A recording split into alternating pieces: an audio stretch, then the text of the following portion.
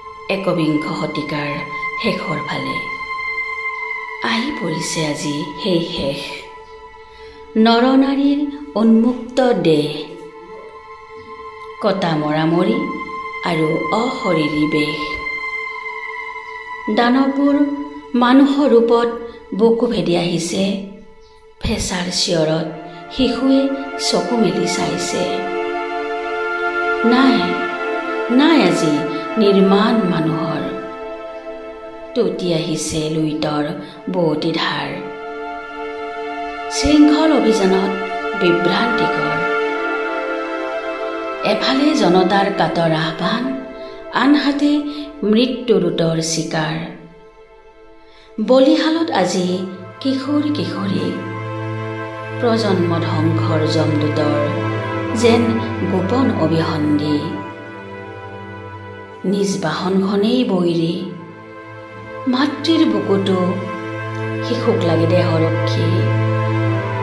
মমতাৰ আজি নাই দাম সহনশীলতাৰো নাই সন্মান পুত্ৰৰ হাততে স্খলন পিতৃত্বৰ গৌৰৱ আজি এই একবিংশ শতিকাৰ শেষত গজিছে পৃথিৱীত অঘয়া ঘাঁহ এতিয়া উভালিবলৈ চাণক্য নাই কিন্তু যদুবংশও শেষ হোৱা নাই পুৰুষ প্ৰধান দেশত আজি মায়াৱতীৰ নিৰ্দেশ আজি সেই কনকলতাও নাই আজি সেই জয়মতীও নাই আজি মমতাময়ী আই আৰু নাই সেই অমৰাৱতীৰ অতিথি পৰায়ণতা আৰু নাই মানৱতাৰ হাঁহ কলংকৰ ৰাজ্যত ৰজাৰে অভাৱ